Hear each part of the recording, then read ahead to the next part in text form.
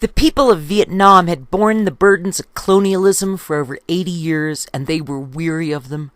The communists offered the allurements of a new way of life. The democracies offered nothing, though they had the greatest things to offer, justice and freedom. I do not mean to imply that communism was, quote-unquote, voted into power, but it did not meet with intelligent or indeed any other kind of opposition.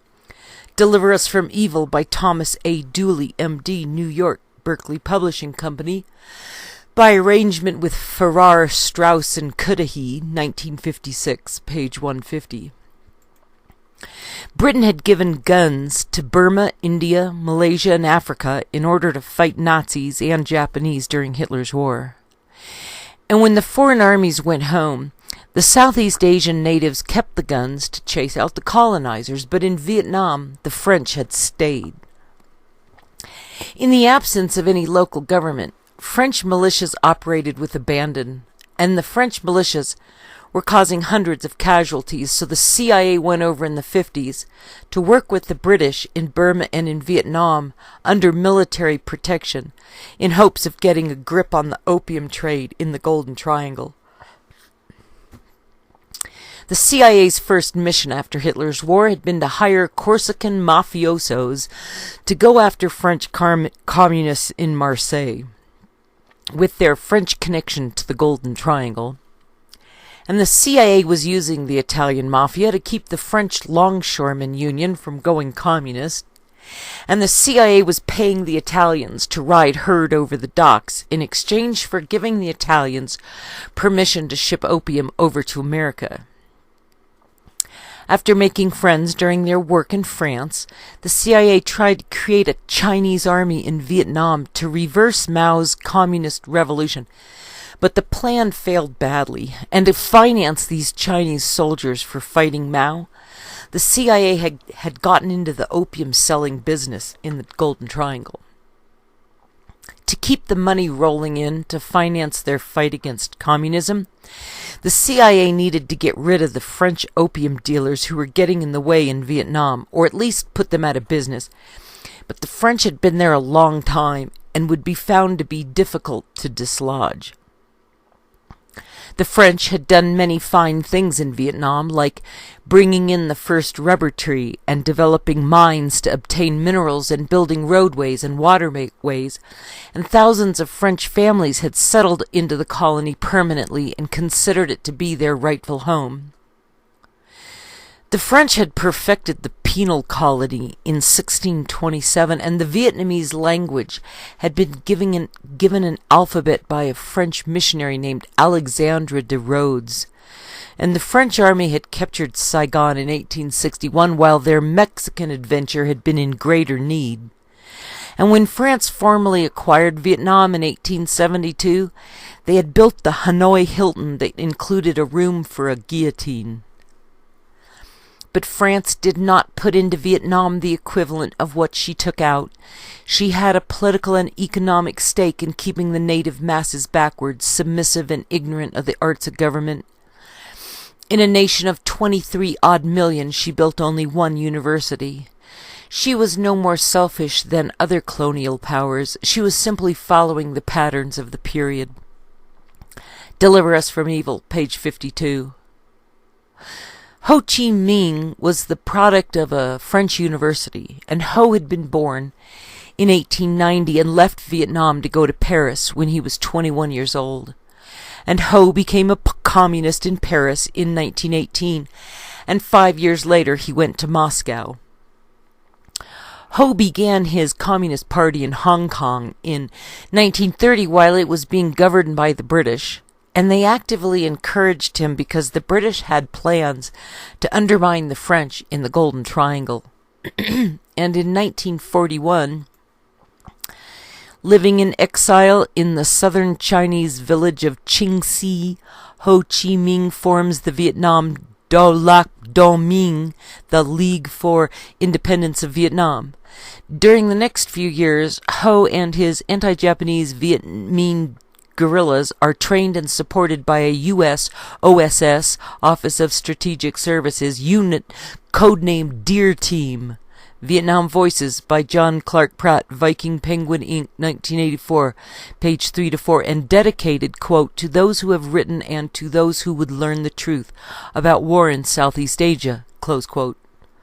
During the next few months, Chinese and French troops disarm occupying Japanese soldiers north of Vietnam's 16th parallel. English forces do the same in the south and free interned French army. Vietnam Voices, page 4.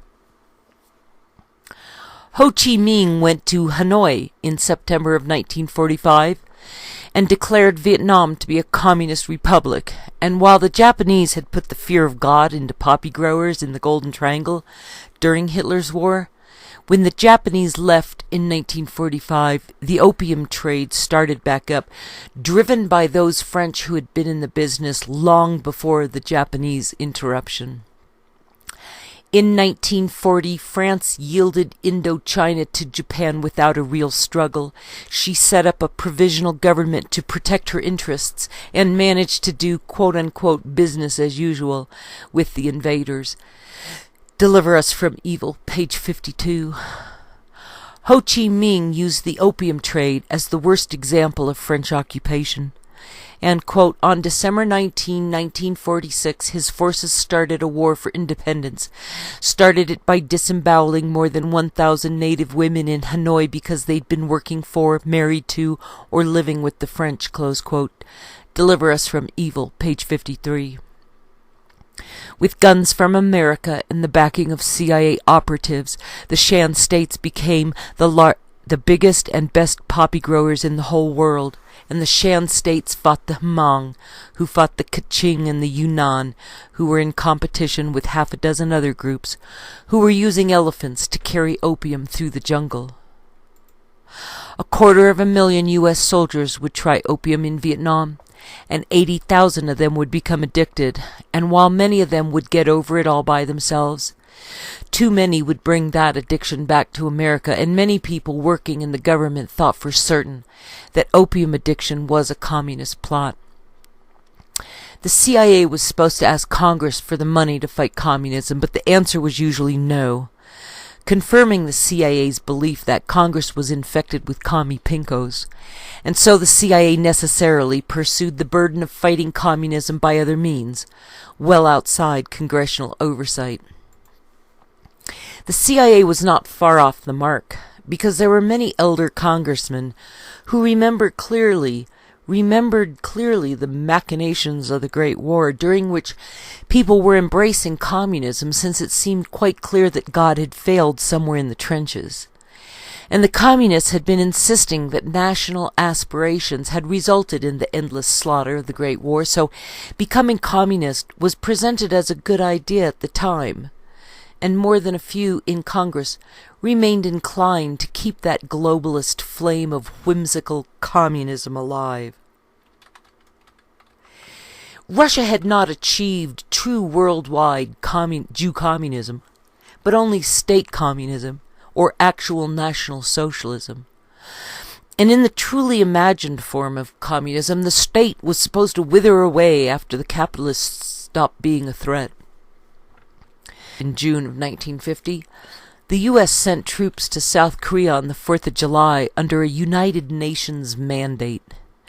And the UN was not seen as a commie tool at the time because each individual country was supposed to have standing. Into Korea, the Americans brought all the leftover army equipment sitting around from Hitler's war. And within a month, 20,000 Americans were wounded or dead, so they called MacArthur in from Japan. Korea had been given to Japan in 1905 after the Japanese victory in the Russo-Japanese War that had begun with a sneak attack on the Russian fleet at Port Arthur. And Korea had been formally annexed to Japan in 1910, and by the end of October in 1950, the U.S. was victorious in Korea, but the following month, the Chinese joined with North Korea, and the Americans were beaten back. By March of 1951, the 38th parallel was regained by the Americans, and MacArthur was fired 2 weeks later for wanting to use the atom bomb against China. MacArthur's father had been from Milwaukee, and he'd fought in the war between the states for the North, while his mother had been a Southerner from Virginia. And in 1950, MacArthur was good and ready to go after both China and Vietnam, because for him it was personal. Japan conquered Vietnam in 1940. Within 3 months, by using Vietnam's raw materials, airfields, and seaports, Japan was able to overthrow Cambodia, Laos, Formosa, Thailand, Burma, Indonesia, and Malaya. She became a threat to Australia and marched to the very gates of India.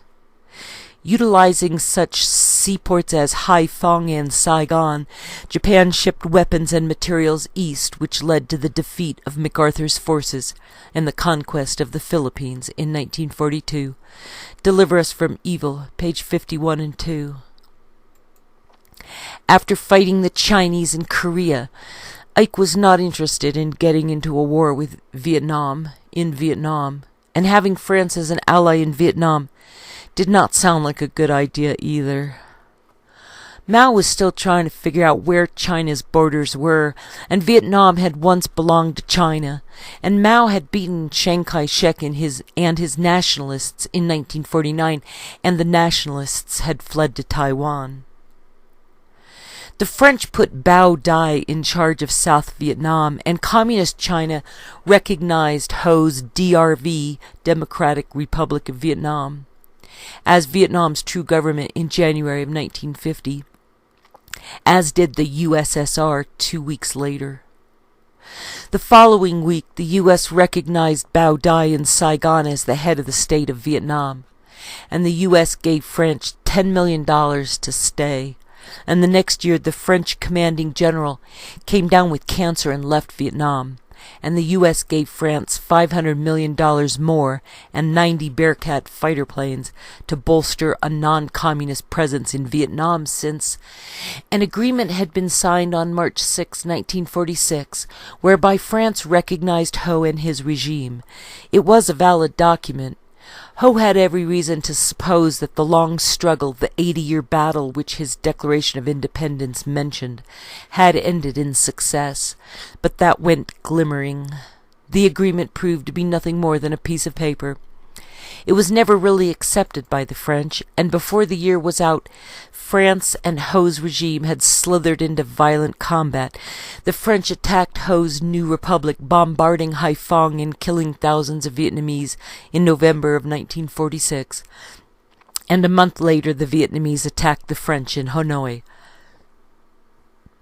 Behind the Lines, Hanoi, December 23, 1966 to January 7, 1967, by Harrison E. Salisbury, London and New York, The New York Times Company, Harper & Row Publishers, Inc., 1967, page 56 and 7.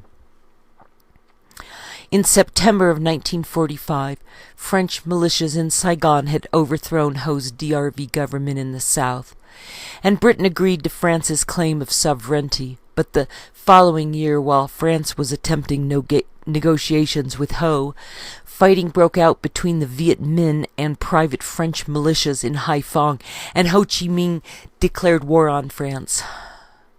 While the McCarthy hearings were getting underway in America, there were still 140,000 French soldiers in South Vietnam left over from Hitler's war.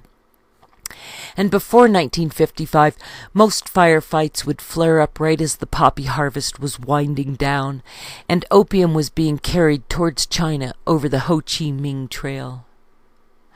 It should be remembered that every rumbling tank that overran the villages of the Tonkin, every blazing napalm bomb that seared the huts of the natives, every gun and jeep and truck and uniform that brought havoc upon the people in what they considered a colonial war, all these were made in the USA. The people of North Vietnam considered the United States as a vast warehouse and supply depot for France's colonialism, as indeed we were. I don't know the exact figure, but it was in the hundreds of millions of dollars of aid in military materials to France for the war in Indochina. Deliver Us from Evil, page 149. Bao Dai set up courts that summarily executed anyone sympathizing with Ho, and Vietnam became split between the North and the South. The people from the two zones never met face to face. One of the first rules of the conquering communists was to restrict travel. As a consequence, it was difficult to spread the truth about the quote-unquote new way of life. And to those disillusioned people from the old zones who got through to unconquered ones, the response would often be, well, when the Viet Minh liberate our areas, it will be different. We shall work harder to produce the paradise that they have promised. The reason your province is in anguish is because you are too slow. You cannot work long hours. You take siestas. You do not toil the fields long enough. Things will be different when our province is rid of the French yoke. Deliver Us from Evil, page 150. Dr. Tom Dooley came from St. Louis to help process refugees fleeing from North Vietnam, and his staff was quickly overwhelmed, and Captain W. Lederer, USN, helped Tom Dooley publish his book, Deliver Us from Evil, in which he described, the refugees were told to come up. I could see them hesitate in fear. I supposed that it was merely dread of the unknown. Later I learned that the trouble was more specific. They were in mortal fear of the savage, inhuman Americans against whom they had been very often and very effectively warned. One old man, probably one of their esteemed elders, took the lead. He started painfully up. He wore a conical straw hat and in one hand clutched a slender brown-crusted bamboo pipe. In the other hand, even more tightly, he held a chipped frame, a picture of the Blessed Virgin. It was clear that these were his most prized possessions. In fact, they were nearly all the possessions he had. Usually they had some clothes, always a rice bowl and chopsticks, invariably a religious object, a crucifix, statue, or sacred picture. On and on they came. Deliver Us from Evil, page 28 and 9. For the children, milk was distributed by some of the biggest and toughest sailors aboard. These milk maidens, as we called them, had to be big and tough because when they walked into the holds with huge kettles of milk, they would be almost stampeded by clamoring masses of child refugees. For the newborn babies, bottles were needed. From strange, well-hidden places, beer bottles appeared with rubber nipples attached. The nipples came from air hoses in the engine room. Deliver Us from Evil, page 32. I decided to write home for medicines.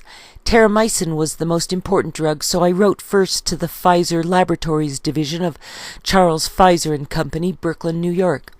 I told them of our job, of our people, our camp, and our problems. I even sent some photos. My letter closed with a request for, quote, small contribution of, say, 24,000 capsules of terramycin, close quote. The Pfizer company responded immediately with 50,000 capsules. Later they sent some penicillin, streptomycin, and magnemycin. The total commercial value must have been tens of thousands of dollars. Its real value to us was incalculable. These companies performed a great service. I am sure not their first. They didn't send regrets. They didn't promise to investigate my claim. They responded with the enthusiasm of great corporations in a great country. When I wrote to thank them, telling them of the impact their contributions had made, they responded with letters thanking me. Deliver Us from Evil, page 61 and 2. The French asked America for military assistance at Dien Bien Phu, but were turned down, not simply because they were French, but because America had just finished fighting the Chinese in Korea.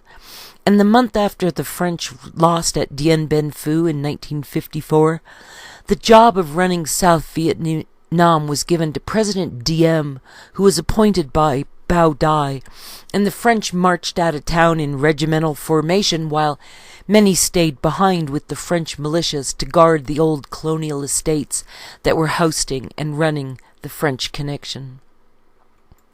The Vietnamese were given the choice of either fighting the leftover French militias or fighting the communists. So Ike sent direct support to President Diem in October of 1954, bypassing the French. And Ike suggested that elections be held in South Vietnam with the help of the United Nations, and within 2 months, McCarthy would be censured by the U.S. Senate for improper conduct in investigating communists. Ho Chi Minh needed help in North Vietnam, but the Chinese were too busy raising themselves up from the ashes of their own civil war. So Russia filled the gap, and the Russian presence in Vietnam confirmed the CIA's belief that communism was just a matter of dominoes, and the British were simply thrilled to enlist the American CIA as pawns in their great game against Russia. Containment is the first essential. The Chinese are greatly buoyed by communist successes in Laos. Further territorial conquests in Southeast Asia might well make them impossible to deal with. The loss of Southeast Asia would, of course, have results even graver than the effect on Peking's psychology. Japan would be in peril, as would India, with their natural markets denied them by communist control and their world divided by communist armed forces. The Center of the World, Communism and the Mind of China, by Robert S. Elegant. New York, Doubleday and Company, Inc., 1963-1964, page 374 and 5. But, and this was a large but to my way of thinking, this policy led straight to the confrontation which was most dangerous of all, confrontation with China's land forces and quite possibly involvement with the Russians. We might crush Hanoi only to find ourselves locked in a fatal nuclear embrace which would eliminate all problems in Vietnam by eliminating the world of which Vietnam was a part. Behind the Lines, Hanoi, page 239. Vietnam's neighbor Thailand had legalized the poppy trade in 1851, and Thailand was called Siam before Hitler's war. And opium sales had made the King of Siam rich enough to hire English school teachers, and the King of Siam hosted important Europeans for extended stays at his palace, and he sent many Thai students to school in the West, where they could learn enough to stay independent of the colonizers. However, the Thais had been unable to keep out the suave British representatives, such as Graham Greene, and between the British presence and the French colonizers in Southeast Asia, there was bound to be trouble. When the French lost at Dien Bien Phu in May of 1954, they were beaten by Vietnamese who were using Chinese weapons and directed by Chinese advisors, and China would send 10,000 Chinese soldiers to North Vietnam and give them $10 billion worth of military equipment, and would follow that with 250,000 more Chinese troops in 1979. When the Geneva Convention was signed in July of 1954, the U.S. knew that it was handing half of Vietnam over to the Communists, but Ike had wanted to split Vietnam between the Communists and the capitalists, just as he had done in Korea.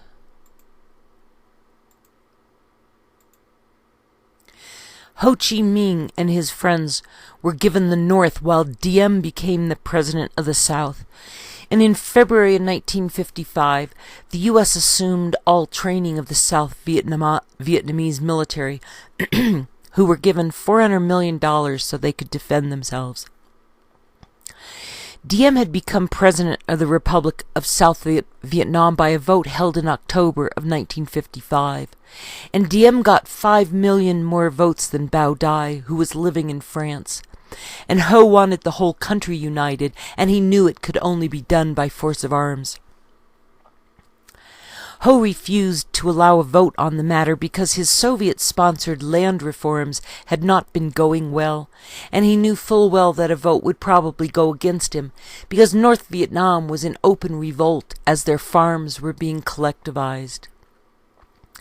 The Chinese collectivizers had suggested that trees be removed from hillsides to expand rice cultivation, and the result had been severe flooding in northern villages, and the University of Hanoi students were protesting the teaching of Marxist theory over more useful studies. The U.S. began training the South Vietnamese Army in September of 1956, and the following month the Hungarians rose up against the USSR but were quashed. And by the time Diem was elected, the U.S. had given France over $2 billion.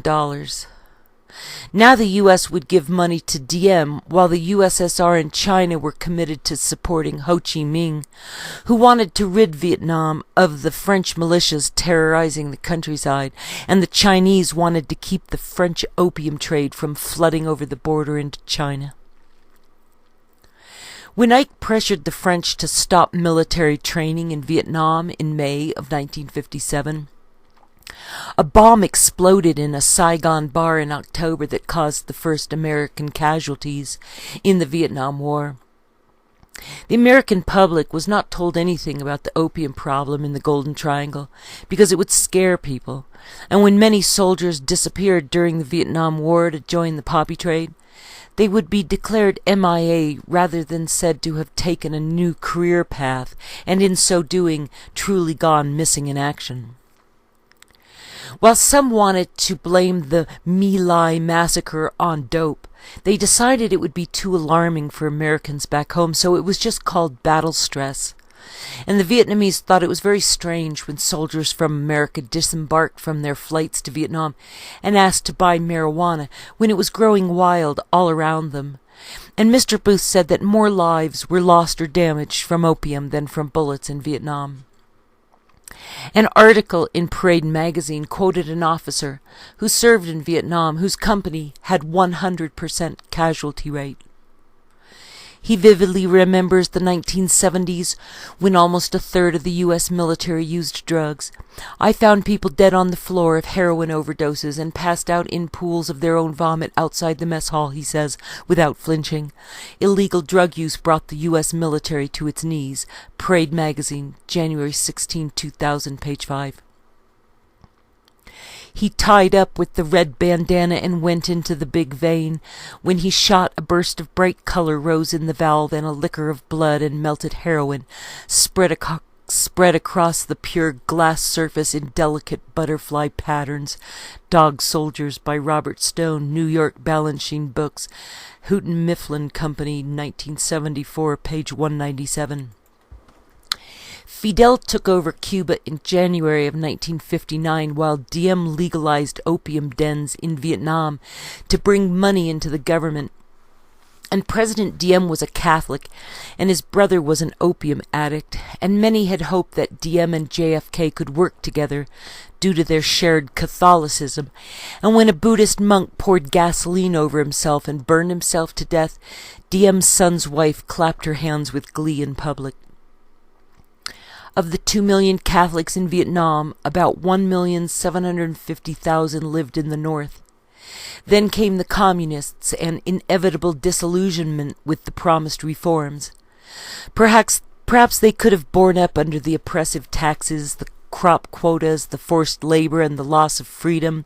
But when the right to worship God was taken from them, often by the most brutal means, they knew it was time to go. Deliver us from evil, page 130. The CIA got rid of Diem in 1963 after he called the White House and was given the CIA code phrase, "If there is anything I can do for your physical safety, please call me." The soldiers, at least some of them, decreed that Diem must die. They directed an aide of Big Ming's, a Captain Wing Nguyen, to kill the president. Nung. Not only was Nung trustworthy, he was a counterintelligence officer hardened to the chilling chore of assassination. When Diem and Nhu entered into one of the two M113 armored vehicles sent for them, for what they supposed would be a safe ride to Tan Son Nhut Airport to a waiting airplane, Captain Nung tied their arms to their sides and blew their brains out.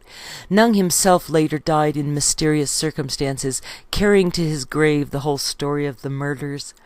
Within a fortnight, President Kennedy, too, was shot to death, and Lyndon B. Johnson inherited the shambles of Vietnam. Summons of the Trumpet, A History of the Vietnam War, from a Military Man's Viewpoint, by Dave Richard Palmer, New York, Balanchine Books by Presidio Press, Random House, 1978, page 57 and 8. It was supposed that Kennedy was killed for having been unwilling to fight communism better, and JFK's father, Joe Kennedy, had gotten out of the stock market the summer before the crash, and Joe Kennedy had written a book called Why England Slept, and he'd not been popular in England. Not so much for his being an American, but for the fact that he was of Irish extraction. Diem and his brother were killed while Diem's brother's wife was in America, and JFK had sent a secret message to Diem warning him to hide and had told him to stay away from the opium-smoking brother, and another key to the conspiracy was that JFK's wife was French. After the assassination of Robert Kennedy, Jacqueline was invited by an old friend, the Greek shipping magnate Aristotle Onassis, to spend a week or two on his yacht, recuperating from the tragedy, and she accepted. It was not the first time she had cruised on the Christina. In the summer of 1963, at the insistence of her sister Lee, Jackie had gone to the Aegean with Onassis to recuperate from another sadness, the death of her infant son, Patrick Bouvier. It was not long after Jackie's return from Greece that the tragedy in Dallas occurred. The Bouviers, Portrait of an American Family by John H. Davis, New York, Doubleday, Farrar, Straus and Giroux, 1969, page 429. The Americans bombed in Laos in 1968, and the peasants left their homes in huge numbers to escape, and Mr. Booth said that smoking opium had been mostly confined to the old folks before this, but now, quote, young Hmong fighters took the drug to calm their nerves, to help them relax, and to combat boredom in the jungle, close quote. Opium, a History, page 269. The Vietnam War dragged on from pure momentum, since it was easier to continue the U.S. military presence than to pull everybody out, and some intentionally made it appear as though the war had been lost, so that the next generation would want to fight again out of revenge. The North Vietnamese were particularly exercised over the use of anti-personnel bombs, of which the so-called lazy dogs was cited as a fearsome example. The weapon consisted of a canister about twice the size of a milk can. This was filled with 300 iron balls a little smaller than a baseball, called guavas. The canister was designed to explode a short distance above the earth, scattering the guavas in a circle. The guavas were fragmentation bombs with a fuse which permitted them to roll across the ground before exploding and hurling hundreds of tiny steel fragments through the air. The weapon was supposed to destroy any living being within a radius of 300 yards, and it looked to me as though it would probably achieve its purpose if the people were unprotected. The lazy dog had been introduced in North Vietnam sometime in the spring of 1966, replacing an older type of anti-personnel device called a pineapple. Behind the lines, Hanoi, page 213 and 14. The fragmentation bomb is especially designed for destruction of equipment and personnel. The outside of the bomb is wrapped with a spiral spring, which is 0.44 of an inch in cross-section. This breaks into 500 to 800 pieces, average weight of which is 0.2 to 0.3 ounces. When the bomb explodes in a vertical position, the spray of pieces tends to rise 3 to 5 degrees. According to the Air Force Ordnance Office, about 85% of the fragments are found in a band 3 feet high at a distance of 30 feet, with a density of 1 fragment per square foot of vertical target. At 40 yards, there is 1 fragment per square yard of vertical target. The fragments are projected with an initial velocity of 4,000 to 5,000 feet per second. They have been projected to a distance of 500 to 600 yards. Penetration tests show that at 50 meters, about 55 yards, 7/8 inch spruce panels reinforced with 1/8 inch steel plates were perforated by more than 60% of the fragments.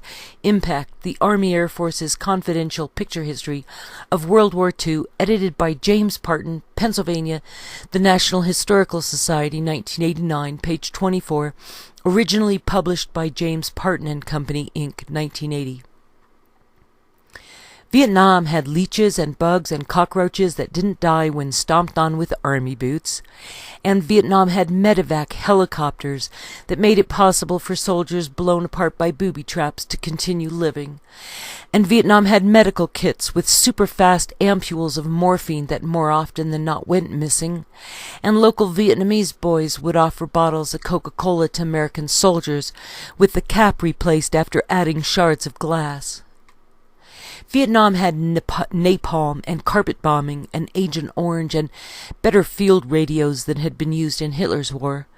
And Vietnam had urine detectors and infrared sensors and better radar and improved reconnaissance photography. And the main improvement on the battlefield in Vietnam was the use of helicopters for the first time, machines so light and agile they could take soldiers from their beds to the front lines before they were fully awake, and the front was in continual flux, turning back into enemy territory with every nightfall, and usually the soldiers were just dropped off in the jungle to fend for themselves. The helicopter could stand still in the middle of the sky, firing down phosphorescent earth-pounding mortar rounds with machine gun support and coordinated backup. And unlike Hitler's war, American audiences were able to watch daily news reports about the war on television every night, with actual video of soldiers in action. The battle for hearts and minds in America was exceptionally painful because the draft forced enthusiastic volunteers to fight alongside unwilling draftees, and when Nixon began to pull out of Vietnam, his withdrawal would cost him the presidency. For the liberal Democrat policymakers driving the war against communism in Vietnam, the use of opium was thought of as an acceptable cultural norm, and they winked at a behavior they likened to drinking alcohol in America. And unlike being under the influence of alcohol, opium addiction wasn't really much of a problem until the addict ran out of the drug. Mr. Booth said that at first the mouth and throat became inflamed, followed by gastric illnesses and circulatory disorders that could weaken limbs and even paralyze them. And they were unable to concentrate and lost memory, and because of their physical lassitude and moral turpitude, they neglected personal hygiene while the body became debilitated with concurrent emaciation. They lost their appetite for food, their voice became hoarse, constipation developed with amenorrhea in women and impotence in men, and their liver became damaged with blood poisoning, skin infections, and fungal diseases. Their veins became swollen and collapsed from injections, and they suffered respiratory disease, and their teeth rotted away, and in addition, they developed psychosomatic sicknesses and nonspecific nervous tremors, and Mr. Booth said that opium, quote, promotes indifference towards everything except the ego and a calm euphoria in which anger and sorrow are suppressed, close quote. Opium History, page 19. President Nixon knew all about the scourge of opium because his own father had been addicted after he'd gotten frostbitten as a trolley car conductor in Columbus, Ohio, and that explained their incessant poverty that Nixon detested. Nixon's family had moved to California where it was warmer, and Nixon's father had been a farm laborer at the age of 10 and was a fortune wheel broker for the Slippery Gulch Rodeo at age 14. And Mr. Epstein said that was a cover for an illegal gambling room. Agency of Fear, Opiates and Political Power in America by Edward J. Epstein, New York, J.P. Putnam Sons, 1977. Nixon had gotten a scholarship to law school, and he graduated third in his class. And Nixon joined the Navy in 1942 and served in the South Pacific, and the Navy put him to work doing legal contracts on flying boats, where he got to know Howard Hughes. California elected Nixon to the House of Representatives in 1946, and then elected him their senator in 1950. and Nixon was chosen to run as Ike's vice president in 1953 and was then re-elected for Ike's second term. Nixon would travel the world for the next 8 years and would lose the race for president to JFK in 1960. Due in large part to Nixon's poor appearance in the televised debate against the much more handsome JFK. Even though the news media had been against JFK because he was Catholic, and many in the media were still horrified by what the church had just done to many of their friends and family in Hitler's Germany. While Nixon was vice president, the Viking press had published a portable Nietzsche in 1954, and hippies started writing Nietzsche is peachy on bathroom walls, even though his name was pronounced Nietzsche with the sh as in shuffle. And television refused to show any of Hitler's speeches for fear people would get worked up again. And a large percentage of the early hippies just happened to be Jewish, including Abby Hoffman. Complete withdrawal from society is an indulgence that young Jews often have to get out of their systems. In the 50s, a conspicuous minority were beatniks, and today young Jews have become hippies beyond their representation in the total population. 25%, including many of the leaders, are Jewish, according to a recent study. AJC in San Francisco has estimated that about 40% of the young people who migrate to the Haight-Ashbury section every year are Jewish. Most of these young people come from respectable middle-class homes, and the average length of their residence in hippiedom is 3 to 4 months. The American Jews, Portrait of a Split Personality, by James Yaffe, New York Paperback Library, Random House, 1968-1969, page 295. The author of Brave New World wrote The Doors of Perception in 1954 that was about using mescaline, and Huxley proposed that people could use LSD to study themselves, something he referred to as a voyage of discovery, and the CIA sped up their MK Ultra program with drug experiments while the people being used as guinea pigs began spreading the word about the cornucopia of psychedelic substances that the government was researching.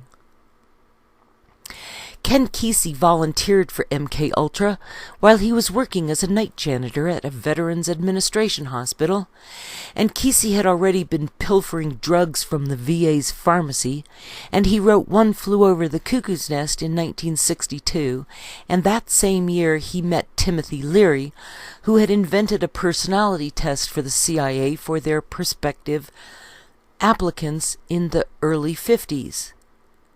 Prospective. Leary would later travel around the world doing drugs and failing to make friends until he was finally arrested in Afghanistan in 1972, and he was extradited to California and sent by a jury to Folsom Prison. While Leary was in prison, he was sued by the parents of a girl who took LSD and jumped out a window after attending a lecture by Leary praising LSD, and a judgment against him for $100,000 greeted him when California's Governor Jerry Brown would let him out of prison 3 years later. The drug-fueled 60s was a backlash from the 50s that had been all about white bread and clean clothes and clean, white, bright homes, a backlash from the Nazis with their black bread and earthy living and their occult worship of blood and soil. The census of 1960 found that the average income for an American family was $6,000 a year.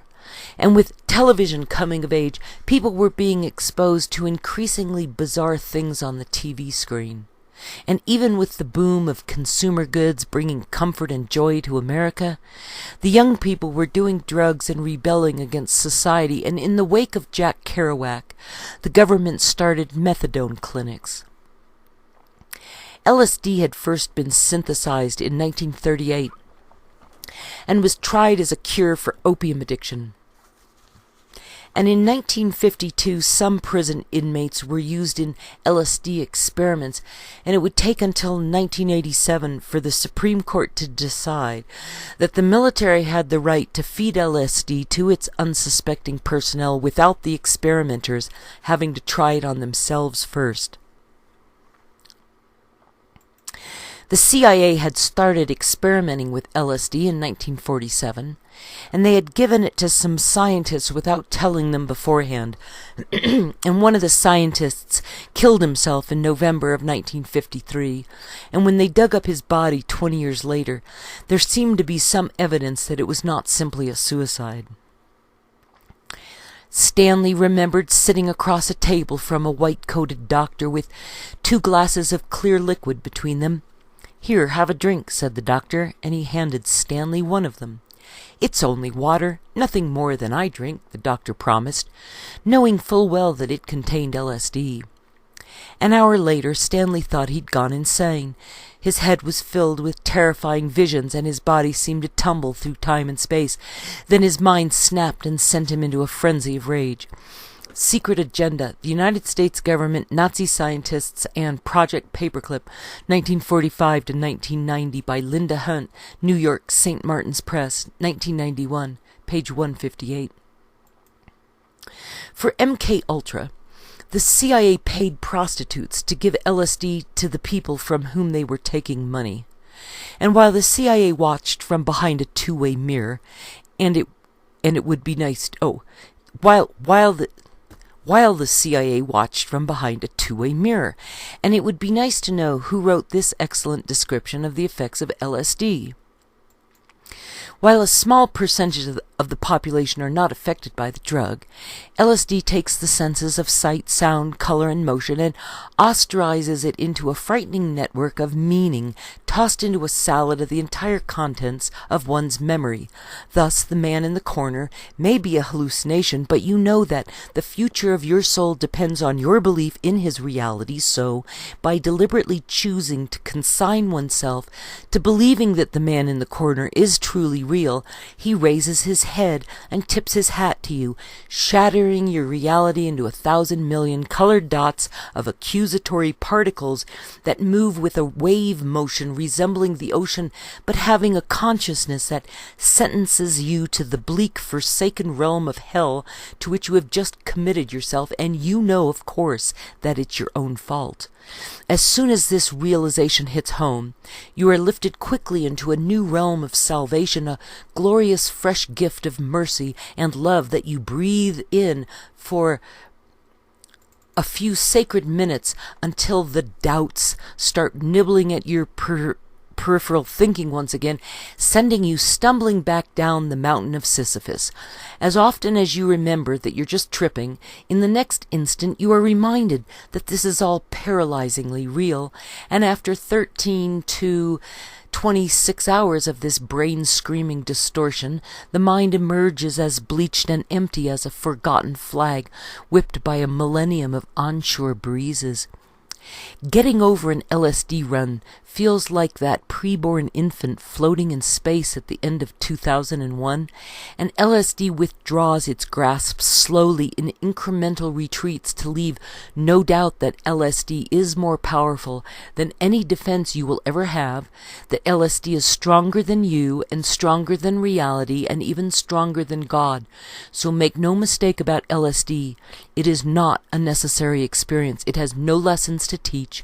It does not build character or leave any good impressions, and there is nothing useful about LSD except as a self-punishment for when you simply can't stand the way you see things anymore.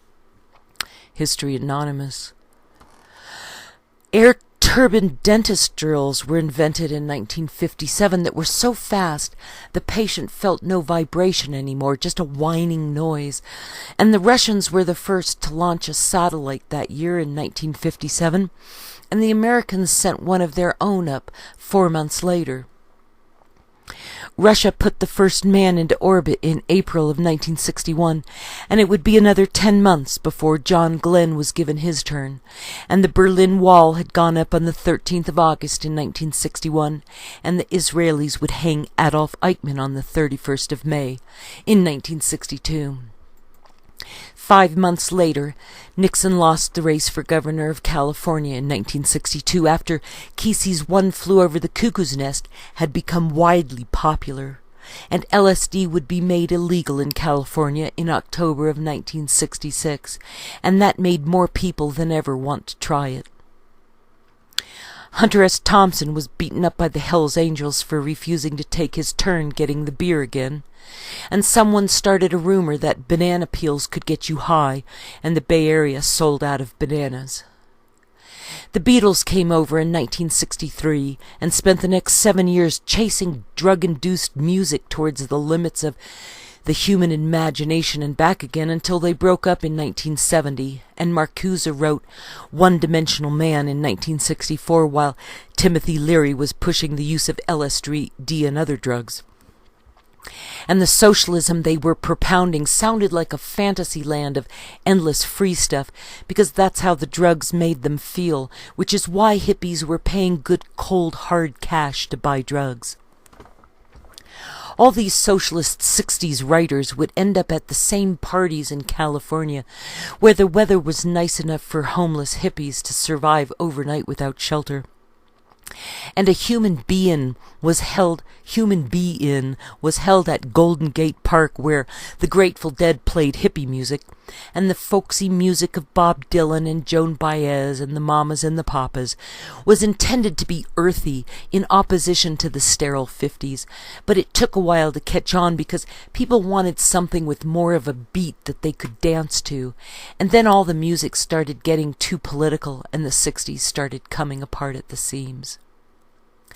Americans of African descent started marching in the streets while singing "We Shall Overcome," and the CIA thought they meant "We Shall Overthrow," and along came FM radio and vinyl record albums and black light posters and massive rock concerts, and Carlos Castaneda wrote a book glorifying drug use in 1968, and his books had a good run until his third book came out in 1972, telling his readers that the wizard told him to put down the drugs, and that caused his fans to abandon him. The biological mechanism of marijuana was to wake up brain cells called astrocytes that were the star-shaped brain cells used for learning in infants as they were maturing, and the astrocytes went dormant after the brain had sorted all the useful information away from any unhelpful nonsense to which babies were helplessly subject.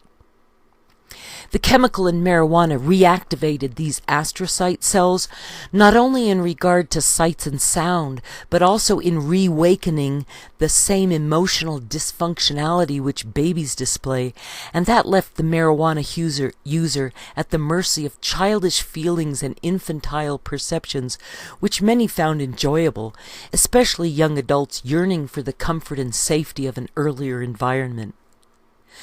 Young people who had experienced a hard time in childhood were less likely to enjoy the feelings of abandonment which drugs produced, and the 60s were shaped mostly by spoiled young people in the cities freed from having to do any farm chores. The Navy was busy covering up the USS Forrestal disaster as drunken hippies were rampaging down Telegraph Avenue, claiming that People's Park belonged to them in May of 1969, and the Army came with helicopters and tear-gassed them, and a man was shot by the police.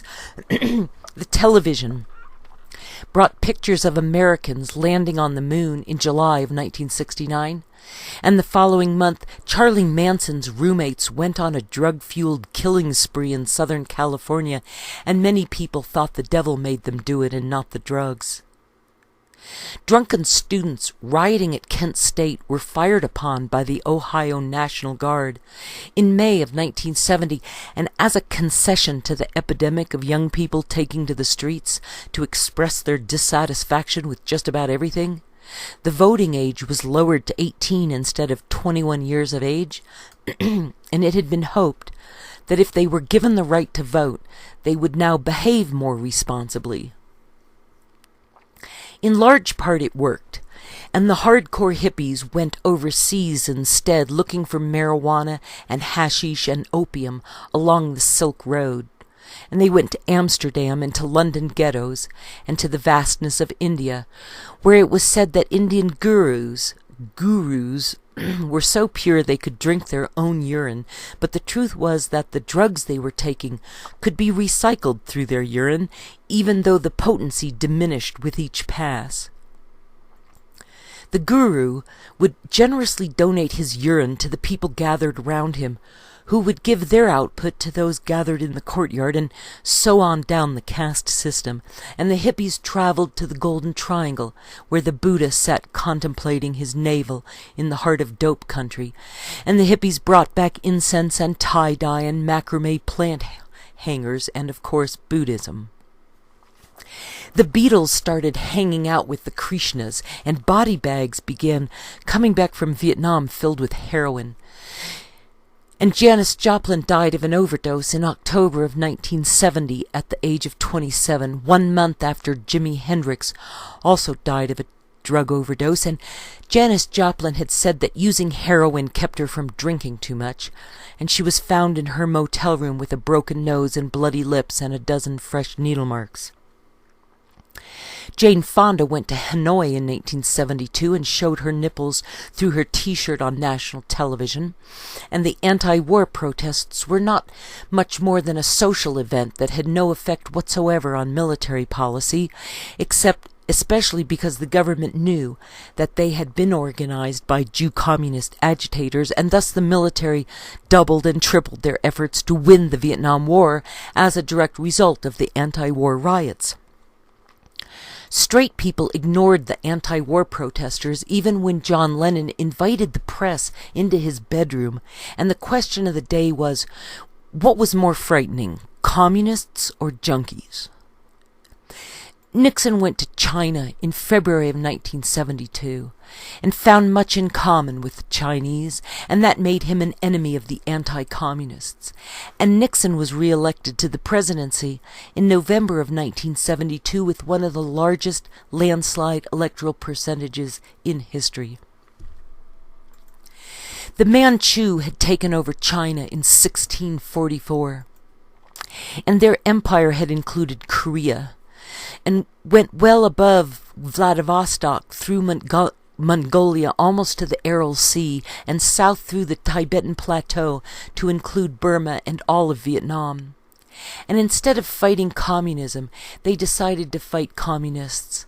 And America could not beat China in battle, so they decided to impress the Chinese with the amount of American flesh they were willing to have killed for the cause, while John McCain would try to impress his buddies with a wet start aboard the USS Forrestal that managed to kill almost 200 sailors.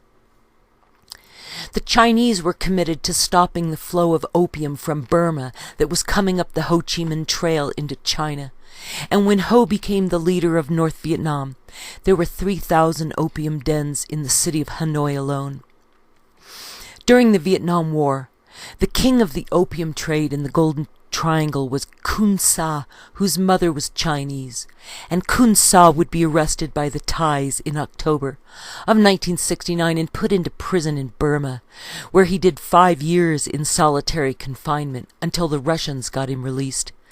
And when Kun Sa got out of Burmese prison, he would become the emperor of the opium trade and control 70% of the opium in the Golden Triangle and supply 80% of the heroin sold in New York City for the next 2 decades until the communists were finally able to crack down on the opium trade, after which Afghanistan would step up to the plate as the primary source in world trade. Several officers and an ambulance attendant were carrying out 3 bodies as we arrived at 900 Fox Street. "What the hell happened?" I inquired. Patrolman Ruth responded, "It was just a bunch of junkies fighting over the split on the narcotics, nothing worth worrying about." "How are they?" I asked. "One's DOA and the other two look like they might go out of the picture," the attendant responded. The woman in the apartment next door, standing in her doorway listening to the attendant, crossed herself and said softly, "Thank God." Fort Apache, New York's Most Violent Precinct by Tom Walker, edited by Roger W. Huner, New York, Avon Books, The Hearst Corporation, 1976, page 88 and 9. After the 60s, cocaine rose in popularity while most hippies just stayed poor and remained lost somewhere along the road to enlightenment, although a few made enough money to be able to afford cocaine. And the junkies left over in the flop houses in and around Haight-Ashbury survived by trapping and eating the neighborhood's cats. The thing about heroin is that it gives a human being a purpose in life. It gives him an occupation, an identity, friends, a chance to be better at something, and above all, it takes up time. Berkeley at War, the 1960s, by W. J. Rohrbaugh, New York, Oxford University Press, Inc., 1989, page 42. Mao started taking Veronal sleeping pills after the Korean War, and to supplement them he had crates of brandy shipped in from Romania. From then on, Mao relied on chloral hydrate to sleep, often taking it with sodium seconal. In time he became addicted to the medication, not only because it put him to sleep, but because it stimulated his appetite and made him euphoric as well. Then he became addicted to the euphoria, taking the pills when receiving guests and attending meetings. He also took them for his dance parties. Private Life of Chairman Mao, page 113. Heroin had first been used at St. Mary's Hospital in London in 1874 and was heralded as a cure for morphine addiction. And heroin found its way into Germany in the 1890s and was given its name by Bayer, most likely from the German word heroisch that meant large and powerful, but heroin was soon found to be no cure at all, although it was much easier to smuggle due to its concentrated form. An English doctor at the turn of the century began curing opium addiction with potassium bromide, and potassium bromide was corrosive unless taken as a salt, and he was using bromine distilled from the ashes of seaweed. The doctor tried it on a crazy woman and proclaimed her cured, and 2 years later he cured her again, and this time he gave her 2 full ounces that put her into a coma for 2 weeks, and then he started curing everyone of everything by putting them into bromide comas, while an American psychiatrist was doing the same thing with alcohol in his efforts to cure opium addicts. He yawns, he shivers, and sweats all the time, while a watery discharge pours from his eyes and inside the nose. The skin itself is cold and shows that typical goose flesh. The surface of the abdomen appears corrugated and knotted as if a tangle of snakes were fighting beneath the skin. The whole body is shaken by twitchings and his feet kick involuntarily. The unfortunate addict obtains neither sleep nor rest. He rapidly becomes emaciated and may lose as much as 10 pounds in 24 hours. His weakness may become so great that he literally cannot raise his head. No wonder many physicians fear for the very lives of their patients at this stage, and give them an injection of the drug which almost at once removes the dreadful symptoms. If no additional drug is given, the symptoms begin to subside of themselves by the 6th or 7th day, but the patient is left desperately weak, nervous, restless, and often suffers from stubborn colitis. Opium, a History, page 97. A cure for opium addiction was the original Great White Hope, and a 20-year-old German chemist had boiled opium down into morphine in 1805 to invent a cure for opium addiction, and he experimented with it for the next decade, using himself as a guinea pig. A Frenchman discovered codeine out of opium, and another Frenchman found thebaine, and it would be another 20 years before anyone would discover caffeine or nicotine.